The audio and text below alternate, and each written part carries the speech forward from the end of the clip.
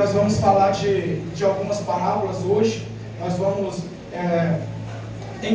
eu vou tentar, em nome de Jesus Cristo, destrinchar o máximo daquilo que o Senhor ministrar no meu coração para compartilhar com você, igreja, para que a gente possa entender, sair daqui hoje entendendo, compreendendo algumas coisas da parte do Senhor. Algumas coisas, é bem verdade que o Espírito Santo ele vai palestrar com alguém de uma forma, vai palestrar com outro de outra forma, mas o principal é que o interesse dele genuíno é salvação de almas, é trazer para perto de si, ou para perto dele, para perto do altar, aqueles que foram escolhidos. E como o pastor disse aqui, o escolhido não tem escolha. Quem se sente escolhido aí hoje? Se tiver só 4 aqui, eu sou um deles, já que, né? E eu gostaria, igreja, em nome de Jesus, que você me prestasse a sua atenção, tá bom? Fala com o seu irmão do lado, se for homem ou for mulher, por favor, não tire a minha atenção, deixe eu continuar a ouvir o que o céu tem para mim nessa noite. Amém, igreja? Aplauda o Senhor.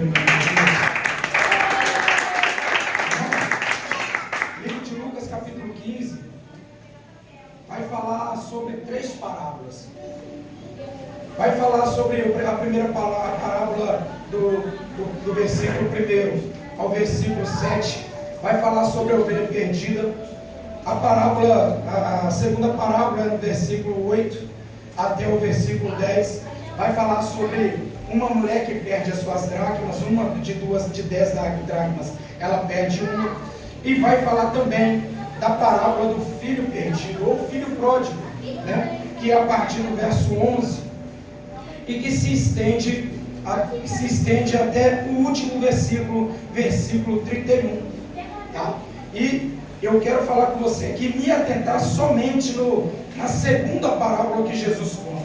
Isso daqui é quando Jesus está junto com os publicanos e com os pecadores, junto com o povo, na verdade, e aí ele começa a ensinar. E quando ele começa a ensinar, ele começa a falar de algumas coisas contemporâneas para que o povo pudesse compreender o seu sermão. Jesus era um homem muito sábio, ainda é até os dias de hoje. Ele sabe como atrair alguém para perto dele. Ele sabe como chamar a atenção de alguém. Ele sabe como cativar a atenção daquele ou daquela o qual ele tem o interesse de que venha para perto dele mesmo, a fim de mudar a mente, a fim de desestruturar um pensamento ou um conhecimento humano, e desestruturando ele vai agora reconstruir. E como ele vai fazer isso? Apresentando coisas que só o céu, segredos que só o céu sabe acerca dessa pessoa, e aí ele chama a atenção dessa pessoa, revelando os segredos, e agora ele começa a destrinchar as revelações do céu, coisas que só eu e você podemos entender com Jesus, coisas que o homem não sabe, talvez a sua esposa não sabe, talvez o seu marido não sabe, talvez o seu tio, a sua tia, ou o seu pai, a sua mãe não sabe, mas Jesus sabe. E aí ele começa a contar algumas parábolas, e o verso 8 de capítulo 15 vai dizendo assim: ou qual é a mulher que, possuindo 10 dracmas e perdendo uma delas, não acende uma candeia, vai à casa e procura atentamente até encontrá-la? Está acompanhando a igreja? Diga amém. Amém. Amém. E quando a encontra, reúne suas amigas e vizinhas e diz: alegre-se comigo, pois encontrei minha moeda perdida. Eu lhes digo que, da mesma forma, agora já é Jesus, depois de contar a parábola, ele vai dizendo aqui agora, Jesus, o próprio Jesus, verso 10: eu lhes digo que, da mesma forma, há alegria na presença dos anjos de Deus por um pecador que se arrepende. É disso daqui que nós vamos falar hoje. É sobre esse assunto que nós vamos falar hoje. E o assunto é sobre alguém ou sobre uma pessoa que com muito zelo, com muita intensidade, ele se preocupa em encontrar algo que foi perdido. Onde foi perdido? Dentro de casa. E como foi perdido? Não se explica.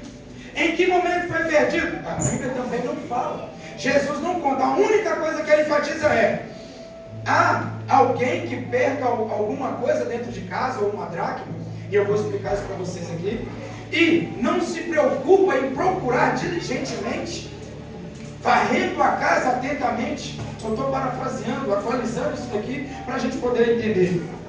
Não se preocupa em varrer atentamente até que a encontre, e a encontrando, não chame as suas vizinhas ou as suas amigas. Amigo aqui está falando de intimidade, está falando de relacionamento com alguém, e trazendo essa pessoa para perto. Não diz a ela: olha, eu vou dar uma festa. E por que você vai dar uma festa? Porque eu perdi algo valioso. Mas não se preocupe, eu encontrei. E porque eu encontrei, eu quero que você participe comigo de uma festa que para mim tem muita importância. Parece ser uma parábola insignificante, mas eu vou começar a explicar para vocês isso daqui. Essa dracma, ela simboliza algo muito importante para uma mulher.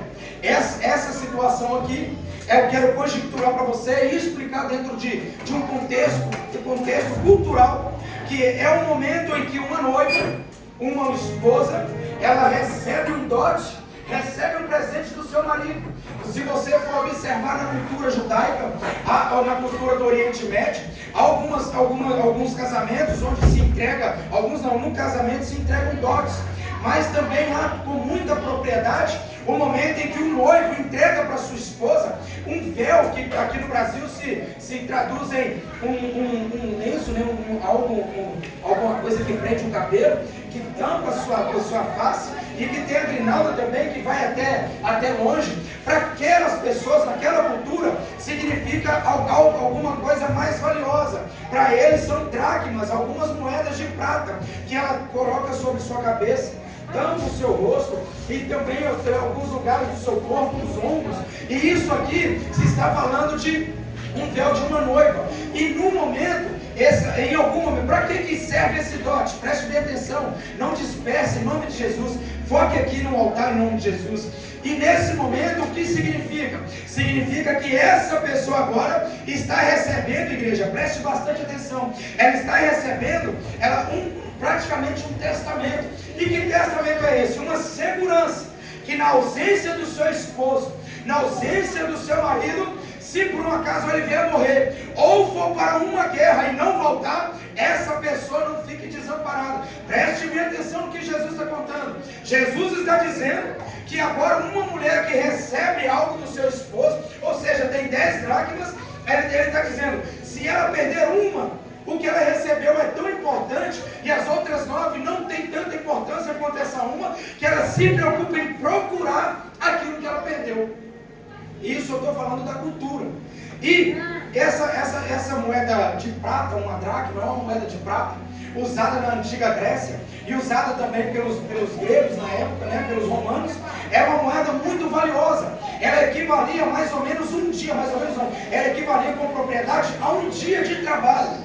A um dia de trabalho. Hoje, se a gente fosse trazer para o nosso tempo de hoje, quem recebe um salário mínimo, essa moeda valeria hoje talvez R$40, talvez R$50, com alguém que recebe um pouco mais, com alguém que tem um salário um pouco menor, de repente R$100, R$200, não sei, mas equivale, já que o salário varia nos dias de hoje, mas naquela época uma dracma, ela era equivalente a um dia de trabalho. Deu para entender aqui? Diga amém. Amém. Então esse era o valor daquela moeda, aparentemente de uma forma monetária, falando de forma monetária. Só que para aquela mulher valia muito mais do que isso.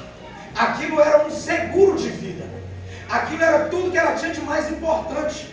Por quê? Porque na ausência do marido, já que as mulheres não trabalhavam naquele tempo, já que as mulheres não saíam para a rua naquele tempo, aquela moeda era um seguro, e só teria o valor suficiente se estivessem completo, o pacote completo. Ela tinha 10, perdeu uma, então as 9 agora perde valor. Só que, já explicado para você, agora eu vou começar a falar o que o Senhor ministrou no meu coração. Eu vou falar sobre dois tópicos.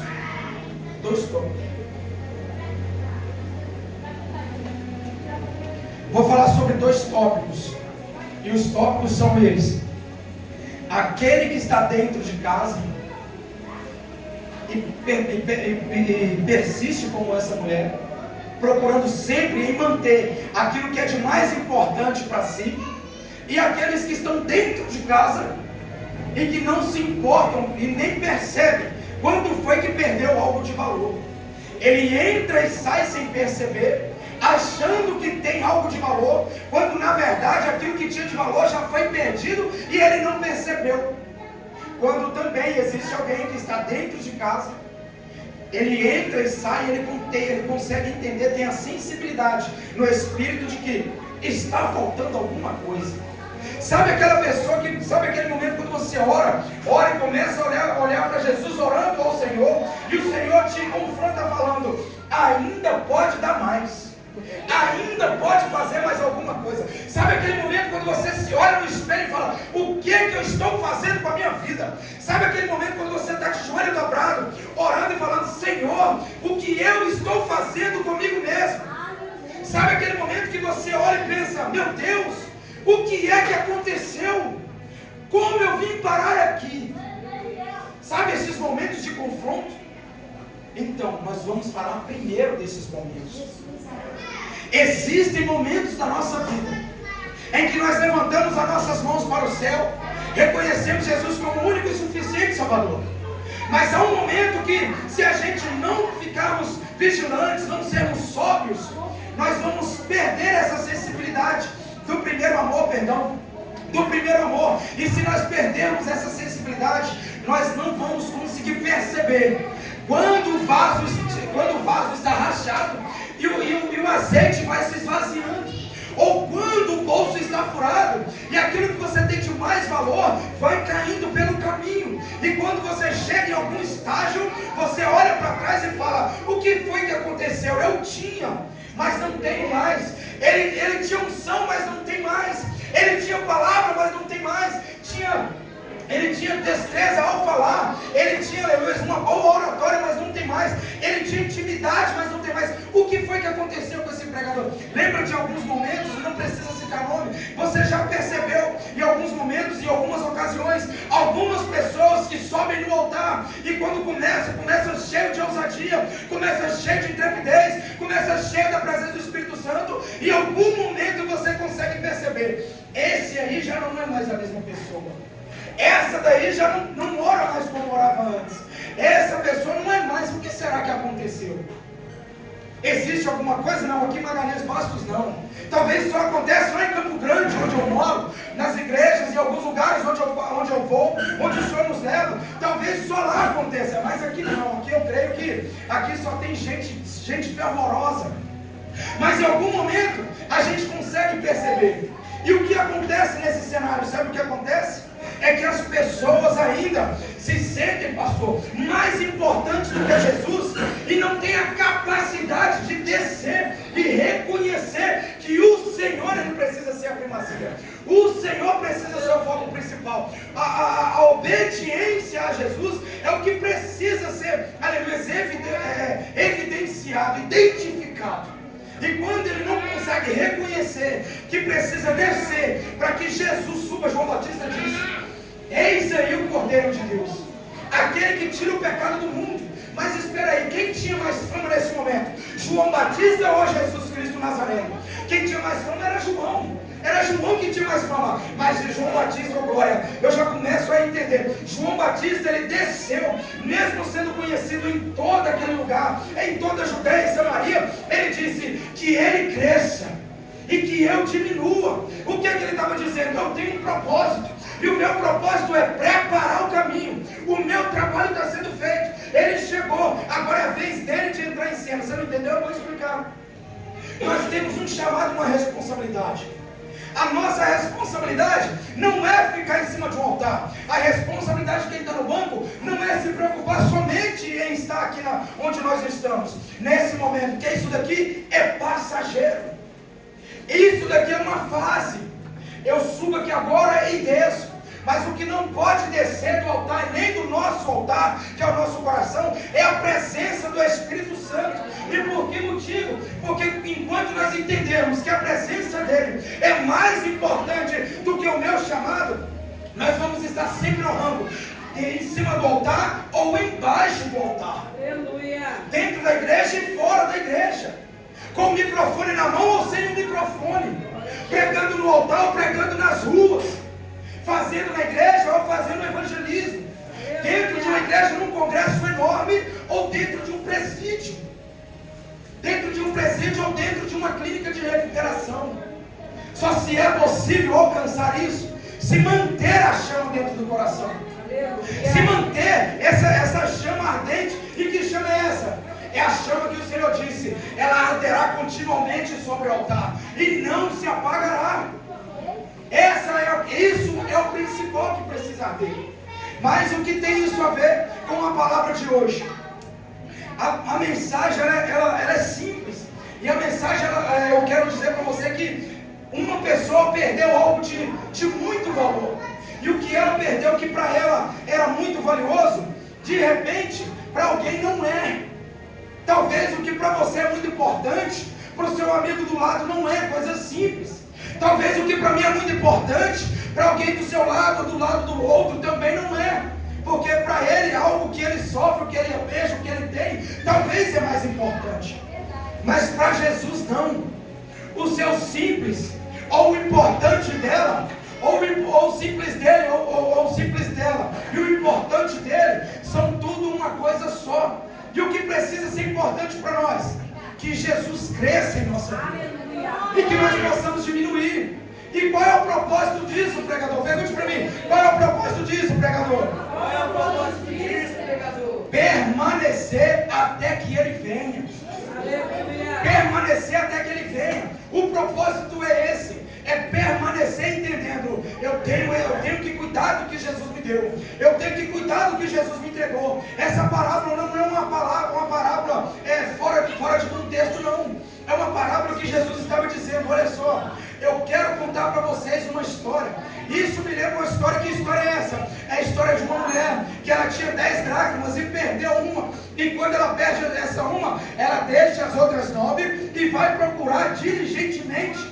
E o que está querendo dizer Jesus? Ele está dizendo, eu não vim preocupado com metade de um povo. Eu não vim aqui pregar para ensinar para metade de Israel. Ele está dizendo, eu não vim aqui para falar só com os obreiros da igreja. Eu não vim aqui falar só com os visitantes da igreja. Eu vim para falar com a igreja por inteiro. E que a igreja entenda esse propósito. E que propósito é esse? Se enquanto um não entender esse negócio, eu volto e conto tudo de novo. Jesus está dizendo, as outras 9, elas não têm pouca importância ou muita importância sem essa uma. Elas são completas quando estão as 10, ou seja, quando está todo mundo junto. Quando todo o rebanho está junto, isso é o que me importa. Porque eu não vim para ganhar 9, eu vim para ganhar todos. Eu não vim para levar só um, eu vim para levar os 10. E se tem mais de 10, lembra? Agora me faz lembrar aqui o Espírito Santo do primeiro homem intercessor na Bíblia, a Bíblia falando. Abrão, nem era Abraão, era Abrão. Há um dia a Bíblia relata que houve um dia que ele estava na porta da tenda, e aí ele avistou de longe, e ele guardou dentro de si o que? A intimidade com o céu. E ele avistou e discerniu, opa, ali são homens de Deus, anjos de Deus. Correu, se prostrou, trouxe eles para onde? Para dentro de casa. Aí eles estão falando, não, nós estamos passando, não, venha, não deixe de passar sem entrar na minha casa. A Bíblia está falando isso, no livro de Gênesis. E aí vai dizer a Bíblia que enquanto ele estava conversando com os anjos, ele levou para dentro, correu para dentro de casa e falou com a mulher, prepara aí um pão aí rapidinho, vamos fazer um negócio para dar para os moços de comer. E enquanto ele estava se relacionando, preste atenção, olha como o livro de Salmos, e esse versículo 14 que a nossa irmã leu aqui, como ele tem todo o sentido a respeito de segredo. Preste bem atenção. A palavra do Senhor vai dizer que enquanto Abrão estava conversando com os anjos, o céu falou com os anjos falou com ele, e a Bíblia vai enfatizar que Deus fala da seguinte forma: acaso vou eu ocultar de Abrão os mistérios que eu tenho que fazer em Sodoma e Gomorra? Acaso vou eu ocultar o que eu hei de fazer, sendo ele meu amigo? Olha isso. Agora ele começa a falar: olha, fique quieto aqui que nós temos um assunto para tratar lá em Sodoma e Gomorra. E quando nós chegarmos lá, a oração tem chegado ao céu e o Senhor nos enviou para que nós possamos saber se o que eles oram é verdade ou não. Escute isso. Se o que eles estão orando, preste atenção, Deus ouve a oração de justo e de injusto. Ele ouve, porque Ele é perfeito, Ele é pleno. Ele não criou ninguém para destruição. Ele não criou, aleluia, ninguém para ir para o inferno. Não, Ele criou o inferno, mas Ele não criou o ser humano para ir para o inferno. Ele criou o ser humano segundo a sua imagem e semelhança para a sua adoração. Porém, existem os contrastes do percurso. E escute aqui, eles começaram a dizer: nós vamos até lá. E enquanto eles vão, a Bíblia vai dizer que Abrão ficou diante de Deus e continuou falando com Deus. E a Bíblia vai dizer que enquanto Deus estava contando para ele o que ia fazer, ele começou a falar: Senhor, e se naquela terra tiver 50 justos, o Senhor destrói toda a terra por causa de 50?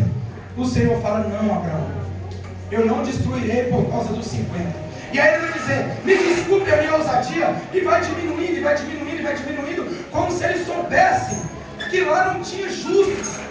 Poucos eram, talvez ele tinha consciência de que poucos eram justos, mas ainda ele continuou orando e falando: Senhor, e se não tiver 40?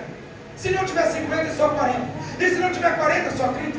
E se não tiver 30, tiver só 20. E se não tiver 20, tiver só 10. E se tiver só 5?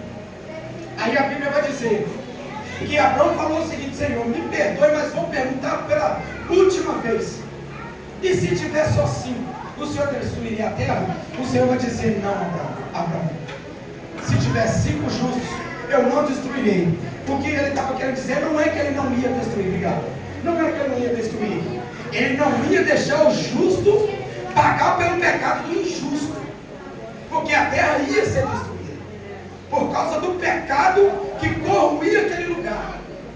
Homem com homem, mulher com mulher, e tudo quanto mais que a Bíblia não revela, não revelou outras coisas. Mas tem passagem, história, é estudo para outra ocasião, é um estudo para uma outra ocasião, mas muitas coisas vieram daquela situação em que existe até os dias de hoje. É estudo para mais de horas para a gente poder destrinchar esse assunto aqui. Porém, o segredo foi revelado. Existem segredos que temos entre nós e Deus. Existem coisas que estão entre nós e Deus e que quando o Senhor tem que tratar, se necessário for, Ele revela. Para que, aleluia, a vida, ou o caráter, ou a conduta de um homem, de uma família possa ser transformada. E para quê? A fim de que haja salvação naquela casa, a fim de que haja salvação para essa família, a fim de que haja salvação para esse homem e para essa mulher também. E aí vai acontecendo que no decorrer do ministério de uma pessoa, ou de uma caminhada ministerial, de um relacionamento, esta pessoa acaba perdendo a sensibilidade e vai perdendo consequentemente o relacionamento, ou aquilo que mais traz, aleluia, o prazer de estar na presença do Senhor, ou de entrar e sair da casa do Senhor.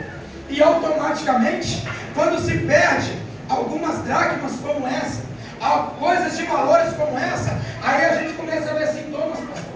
E quais são os sintomas? É a fraqueza espiritual, é a falta de vontade de orar, é a falta de vontade de ler a Bíblia, é a falta de vontade de participar de um círculo de oração, é a falta de vontade de servir na igreja, é a falta de vontade de se relacionar com os membros, é a falta de vontade de aceitar o chamado. Isso tudo é consequência de uma dracma que está perdendo. Essas são dracmas que estão sendo perdidas durante a caminhada, o ministério, aquele caminho que você começa a trilhar quando você aceita Jesus. A falta de desejo de entrar na casa do Senhor. Quer saber? Não precisa me responder.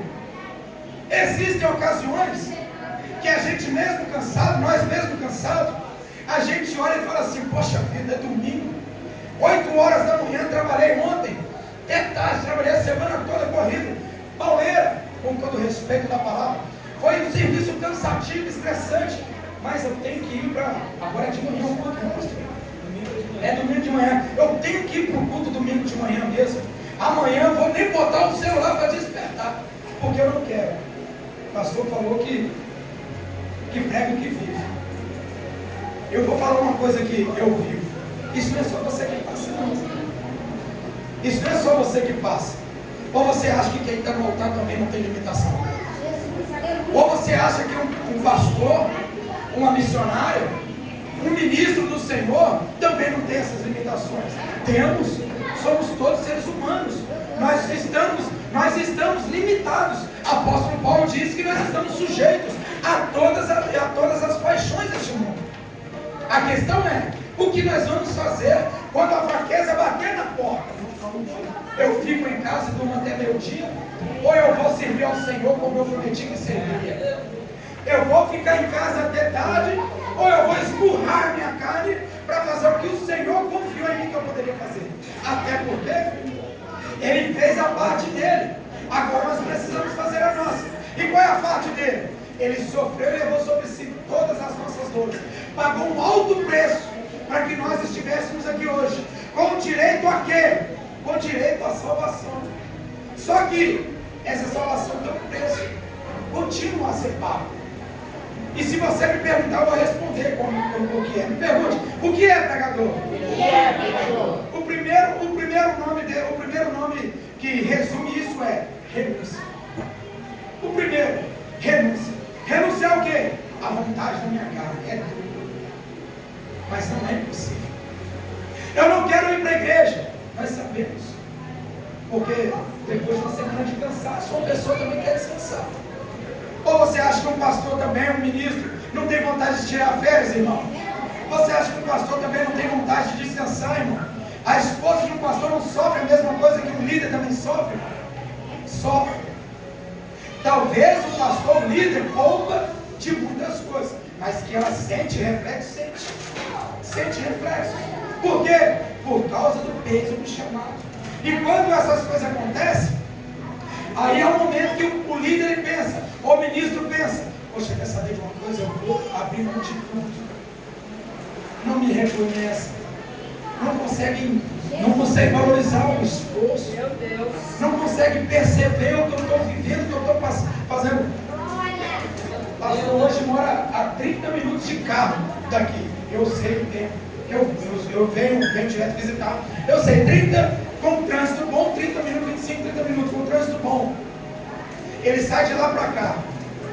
Não seria melhor falar assim, ou alguém, ô pastor Marcelo, meu pai, né? Ô pai, pastor Marcelo, eu estou cansado a beça hoje. Hoje eu acompanhei hoje, como a gente é amigo, a gente é próximo, a minha loja é do lado da loja da empresa dele, presenciei algumas coisas, e que se fosse trabalhar, ele poderia usar isso como desculpa.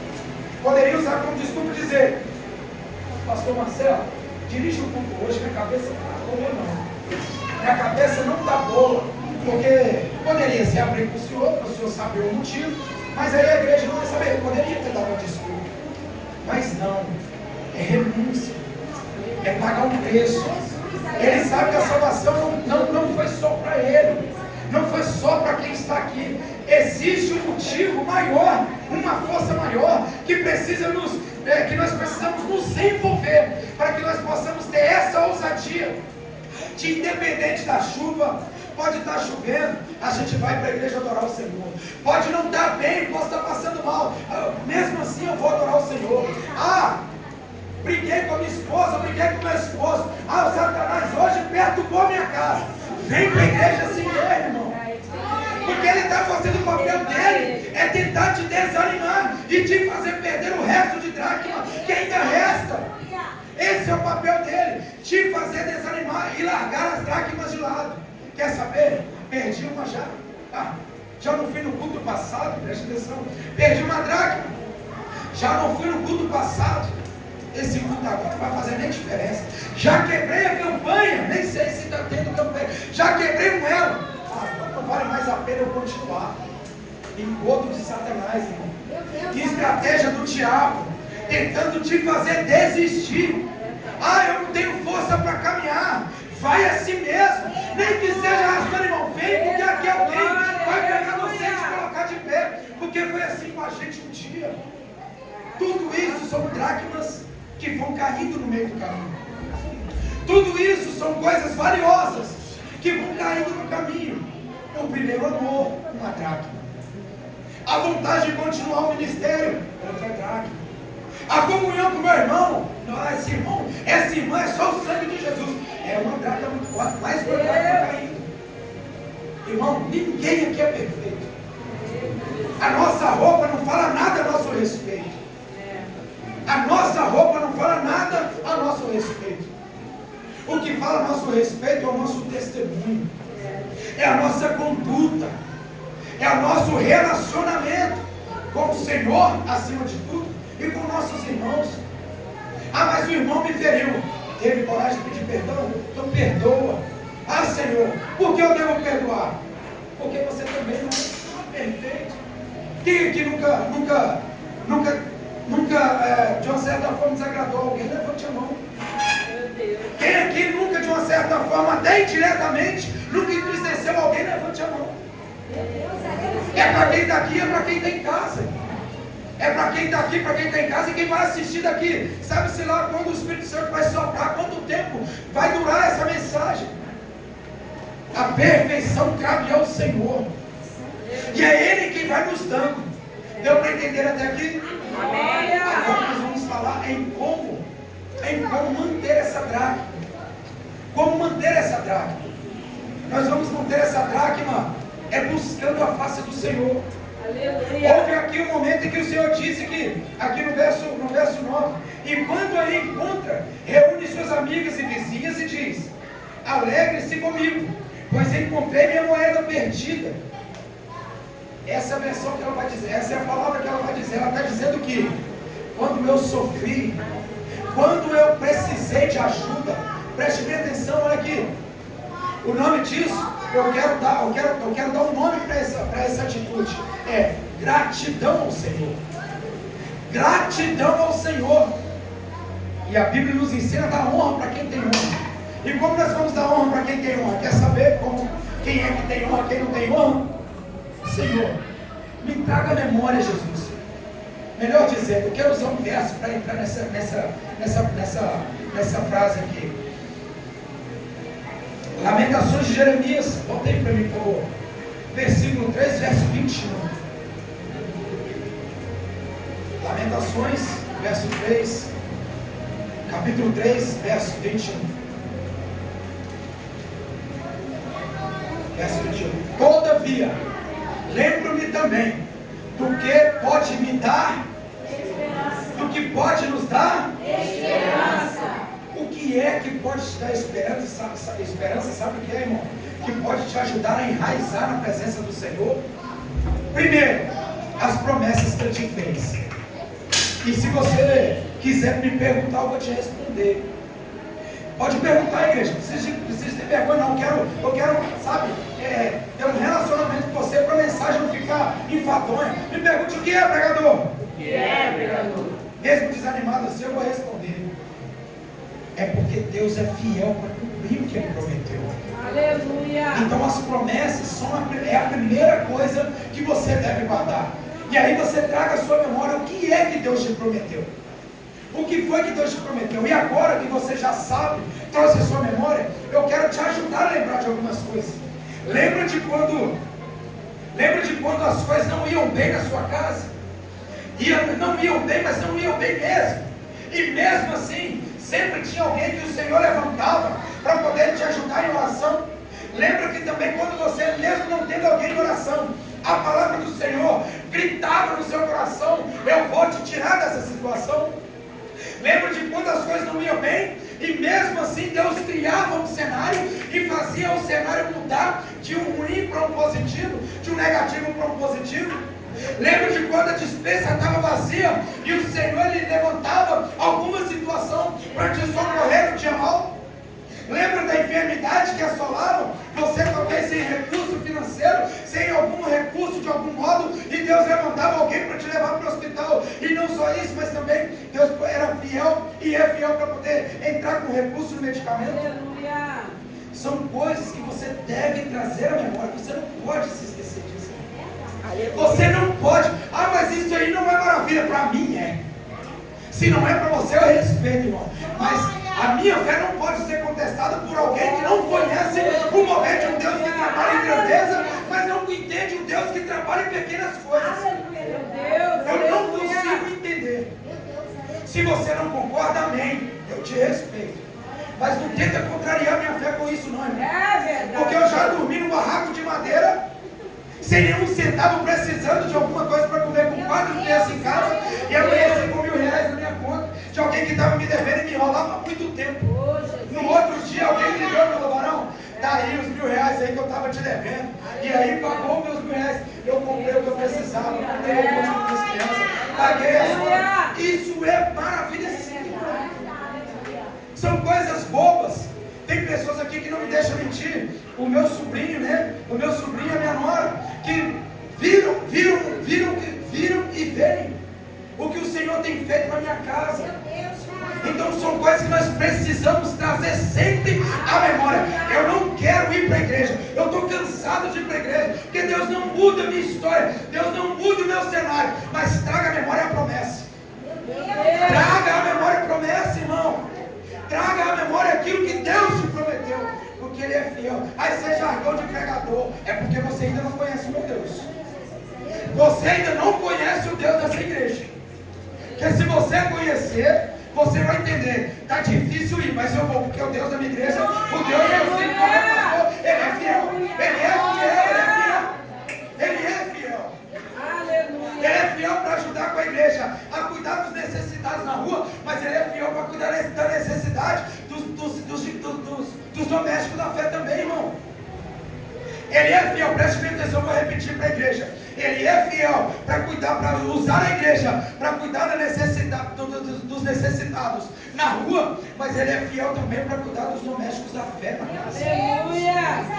Deus é fiel, irmão. Guarde isso no seu coração. Guarde isso na sua memória. Guarde isso como se fosse a coisa mais importante para você. Eu sei que sua casa, o seu sonho é importante. Eu sei que o seu casamento é importante. Eu sei que os seus filhos são importantes. Eu sei que aquilo que Deus confiou na sua mão é importante. Mas não deixe que nada disso seja mais importante do que a promessa que Deus te fez. E a promessa, ela se resume em uma só. E sabe o que é?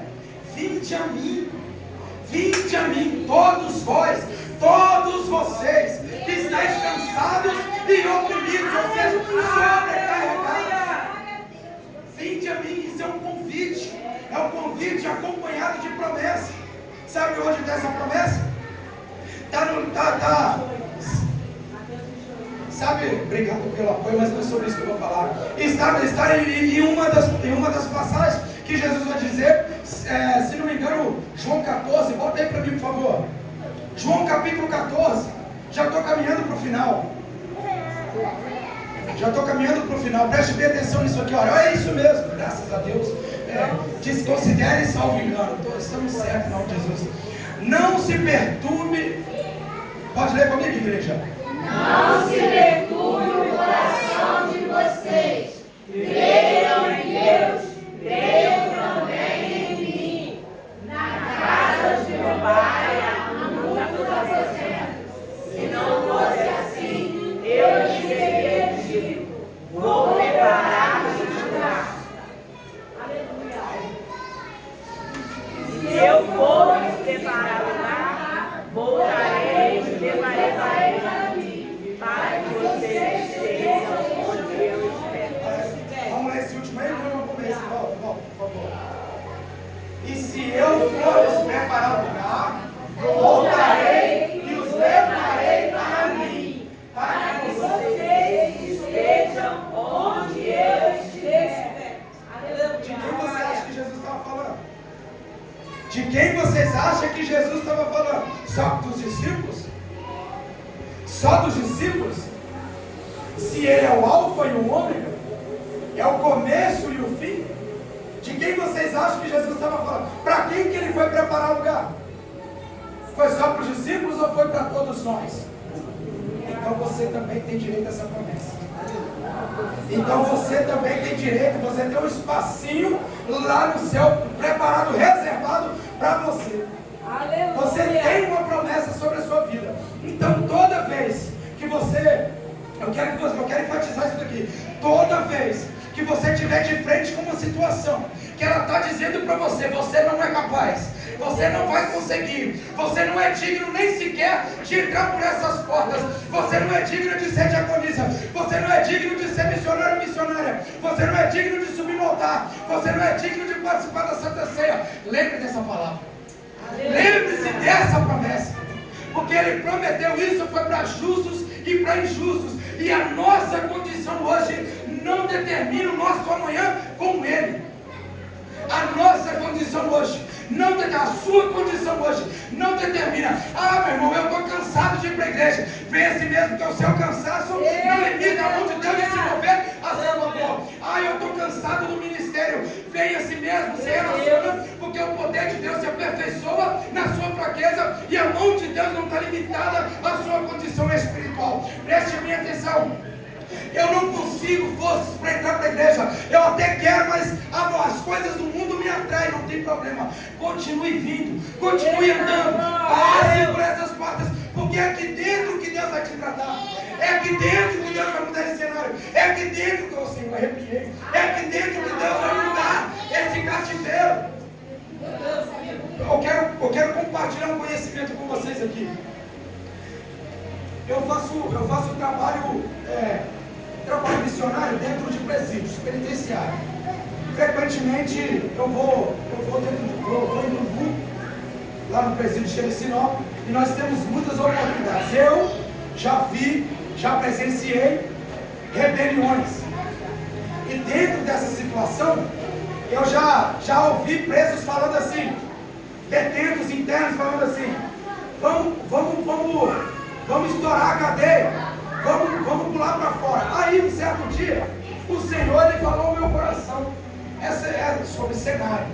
Aí o Senhor falou no meu coração. Eu perguntei para Deus, eu meditando, falando com Deus, eu perguntei: Senhor, por que nós crentes, nós falamos que o Senhor vai mudar cenário, se dentro do presídio, eles quebram a cadeia, quebra a cela, arranca a porta, quebra tudo, pula para fora, mas continua preso. Olha só. Preste bem atenção, irmão. Leva isso para o espiritual em nome de Jesus. Senhor, abra os ouvidos espirituais da tua igreja, para que onde chegar, Senhor, essa palavra, que eles possam ouvir com a alma e não com a carne, em nome de Jesus. Preste atenção. Existem pessoas presas dentro da igreja, e aí as pessoas não conseguem perceber que são prisões espirituais. São prisões que os nossos olhos carnais não conseguem identificar. Mas no mundo espiritual estão presas em algumas coisas. E aí, por que eu disse, vem para dentro que Deus pode mudar esse cenário, mesmo você estando do jeito que está, do jeito que o inimigo mostra para você frequentemente.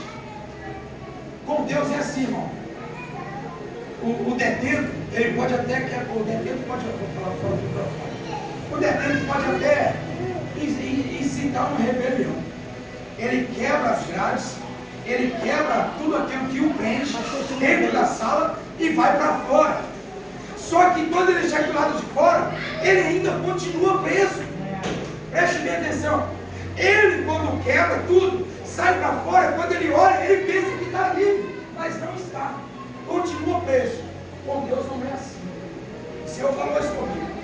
O cenário, o cativeiro que Deus muda é diferente. Quer ver? Quer ver como Deus muda de forma precisa? Houve um tempo que Jeremias pregou para o povo. Houve um tempo que Ezequiel pregou para o povo. Houve um tempo que Deus pregava, usava os profetas para pregar para o povo do sul e o povo do norte. Mas o povo não se consertou. E aí Deus falava: eu vou deixar, aleluia, vocês sofrerem, aleluia, o castigo, aleluia, e corrigirei vocês com vara de ferro. Preste bem atenção, com vara de ferro. E aí eles pensavam, quando os profetas pregavam, eles falavam: nós somos filhos de Abraão, acaso nós vamos ser presos? Nós vamos ser limitados e sujeitar à escravidão? Não, nós somos aquilo que é de mais precioso para Deus. Eles pensavam, só que eles pensavam com a mente religiosa. O Senhor, Ele não está preocupado com o seu nível de religiosidade. O Senhor não está preocupado com o nosso nível de religiosidade. Ah, mas peraí, você está dizendo que eu não tenho que aprender? Não. Por isso eu orei para que você entenda com a alma, com o Espírito. Preste bem atenção. O Senhor e Satanás, isso para eles tanto faz, tanto fez. Religião não muda caráter de ninguém. Religião não muda a postura de ninguém. Religião não faz o mentiroso falar a verdade. Religião não faz o traficante parar de traficar. Religião não faz, até porque agora existe aí uma certa não sei o que de Israel. E está todo mundo de bico na mão, está todo mundo de pistola na mão, está todo mundo fazendo isso e aquilo e falam que são evangélicos. E ainda tem o nome de Israel ainda no meio. Fala baixo assim. Ainda tem o nome de Israel no meio. Então, religião não muda conduta, caráter nem postura de ninguém. O que muda é intimidade com o Espírito Santo. O que muda é obediência à sua liderança. Porque preste atenção, quem obedece ao seu pastor, aí imagine quem obedece o pastor que vê, imagine o Deus que está no céu que não vê. Se você consegue honrar alguém que você vê, irmão, então você vai conseguir honrar alguém que você não vê também. Então, a respeito do cenário cativeiro, com o Senhor não é assim. Permitiu ir para a Babilônia, aprendeu com o castigo. E quando aprenderam com o castigo, aí nasceu um salmo que dizia assim, enquanto eu estava na beira do rio Querite, enquanto eu estava ali, eu estava pensando, estou falando com as minhas palavras, estava pensando com saudade de Jerusalém. E alguém dizia assim, cante para nós um cântico agora, se é que pode. Cante para nós alguma coisa agora, se é que você pode. Pega as suas armas, pegue tudo que tem, ou seja, pegue o Sodom, pega tudo que Deus te prometeu, faz alguma coisa para nós agora, se é que pode. Mas o cenário ainda é o mesmo, até que eles resolvem cantar. E aí ele vai dizer, Senhor, se eu não cantar a Ti, que a minha língua pregue no céu da boca. Senhor, se eu não tocar, que os meus dedos se atrofiem. Sabe o que ele está querendo dizer, Senhor? Se não for para ser fiel a Ti, a minha vida não vale nada. Senhor, se não for para Te adorar com sinceridade, um mudo tem mais voz do que eu. Preste bem atenção. Tem noção do que é um mudo ter mais voz do que alguém que fala? Na lógica humana isso é impossível. Mas Deus, Ele não vê como humano. Pode um surdo e um mudo entrar aqui e fazer mais bagunça no inferno do que eu e você que entramos aqui de qualquer jeito. Sabia disso? Então guarde isso no seu coração. Deus não muda o cenário como o homem muda. Deus muda o cativeiro de verdade. Deus tira do pecado. Deus arranca da prostituição. Deus arranca da boca de tráfico, da boca de fumo. Deus arranca de dentro do presídio. Deus faz o homem que estava com o CPF, aleluia, pendente por dezenas ou anos e anos aí, devendo à justiça algum crime que cometeu. Deus muda o cenário e dá para ele o direito de poder votar, dá para ele o direito de entrar e sair, dá para ele o direito de ir e vir com liberdade de expressão. Dá uma voz para ele, dá sandália nova, bota anel no seu dedo, dá uma veste nova, dá um nome de verdade, dá casamento, dá família, restaura lá, restaura nome, restaura confiança, restaura intimidade. Deus faz tudo novo. Deus faz tudo novo. E quando Ele faz tudo isso, pensa que está bom, não. Porque o que Ele faz é recalcado, transbordante, sacudido, sem medida. Não tem noção do que é isso? Você não tem noção do que é isso. Se soubesse, teria dado glória a Deus. Irmãos, eu vou encerrando a minha oportunidade por aqui. Mas guarde no seu coração. Traga à memória. Se você não consegue ver nada, pede a Deus para abrir a sua visão. Peça ao Senhor para abrir sua visão. Anda com quem tem fé, irmão. Anda com quem te leva para perto de Jesus. Anda perto de quem tem, aleluia, quem tem coisa do céu para te apresentar. Não fique perto de quem vai te levar só para maus caminhos, não. Não fique perto de quem vai desconfigurar aquilo que Deus te prometeu. Não fique perto de gente mentirosa. mentirosa. E o que é gente mentirosa? Aquele que está acostumado com o mundo lá fora. Se for para ir, vai para pregar uma palavra de vida e volte. Eu vou lá de novo. Vai, faz o que Deus te manda e volte. Eu tenho que ir lá de novo. Então vai para ser útil. Vai para ser um canal, não dreno, irmão. Vai para ser um canal, não dreno. Quem sabe aqui o que é dreno? Alguém que não sabe o que é dreno? Pode levantar a mão. Não sabe o que é dreno? Vou te falar o que é o dreno. E aqui eu encerro. Dreno, eu vou fazer de uma forma bem específica para você. Aqui nós temos um líquido dentro de um recipiente. Embora, deixa eu pegar o azeite que é melhor, deixa mais profético. Aqui nós temos um frasco com recipiente, preste bem atenção. Esse daqui sou eu e é você, ó.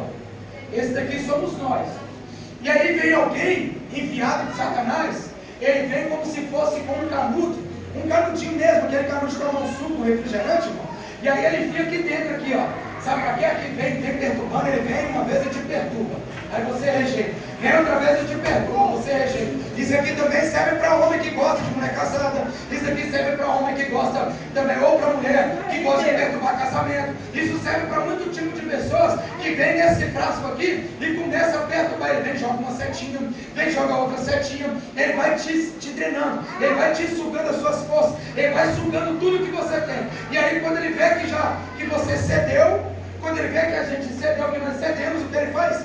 Ele enfia um canudo agora e arranca o resto. Ele enfia o canudinho agora e arranca o resto. Você já viu um rio que era imundo, e aí eles vão lá para fazer uma limpeza? A primeira coisa que eles fazem, enfia uma máquina e rasga tudo, limpa tudo, tira toda a impureza. E depois o que é que ele faz? Enfia uma mangueira e drena tudo aquilo que não presta. Para que as águas que passarem por aqui agora sejam águas mais puras, águas mais limpas, águas que daria até para fazer um tratamento depois, se a SEDAI quisesse. Isso aí é o que acontece. O dreno é tudo aquilo que suga. Não queira ser um dreno, não queira sugar alguém, não queira tirar tudo aquilo que o mundo tem. Nós precisamos ser aquilo que o Senhor nos chamou para ser. E o que nós precisamos ser é canal de bênção. É liberar o que o céu colocou sobre a nossa vida. É liberar para nosso irmão. É vida, é paz. Sabe, uma palavra profética. O nosso irmão não veio no culto. Lembra dele, irmão? Ora por ele. O irmão está fraco na fé, não mete a lenha, não, irmão. Ora por ele. Traga ele com um laço de amor. Foi assim que nós viemos. E Deus faz a grande obra. Ele é quem completa, irmão. Só traga para dentro, quem completa é Ele. Quem convence é o Espírito Santo. O nosso papel é ser um canal. Já viu para que o pastor usa isso aqui? Os ministros usam isso aqui? Vocês sabem para quê? Qual é a finalidade última desse azeite aqui? Não? É para abençoar a sua vida, irmão. É para profetizar sobre a sua vida, irmão. É para poder orar com fé e libertar da enfermidade. É para poder libertar dos vícios. Aí tem alguém que tem tanto fé que fala, pastor, me dá um pouquinho daquele azeite, que eu vou chegar lá em casa, eu vou pregar a mão nas paredes e tudo. Aquele mal vai sair hoje. É isso. Você se torna um canal. Aleluia. É assim, irmão. Nós precisamos ser esse Coisa canal. linda, Deus. Deu para entender hoje, irmão? Como ser uma bênção. Glória. Como ser uma dracma valiosa. Como recuperar essa dracma valiosa. E como cuidar para não perder essa dracma. Nós hoje já sabemos o caminho. Deu para entender até aqui? Aleluia. Quem entendeu, diga amém. Amém. Então, a partir de hoje, falo isso de altar. Se eu ou você voltarmos a fazer as mesmas coisas, irmão, toma muito cuidado. Porque assim como o Cristo está por vir, já está à porta, eu acredito também no Senhor, que Ele também abre mão de um pecador. E que pecador é esse? O pecador que ele já não consegue mais servir a Deus. Existe esse tipo de pessoa. E por isso o inferno, infelizmente, vai se encher de muitos assim. O inferno foi criado para Satanás e seus demônios. Mas, por causa dessa atitude, muitos vão perecer. Não queira ser o único, como eu também não quero. O fato de nós estarmos aqui hoje não significa que nós já estamos salvos. É Nós verdade. precisamos caminhar, cuidando, carregando as nossas dracmas. Caiu uma, vamos pegar. Não deixa para trás, não, que lá na frente vai fazer falta. Amém, irmão? Eu agradeço minha rica oportunidade.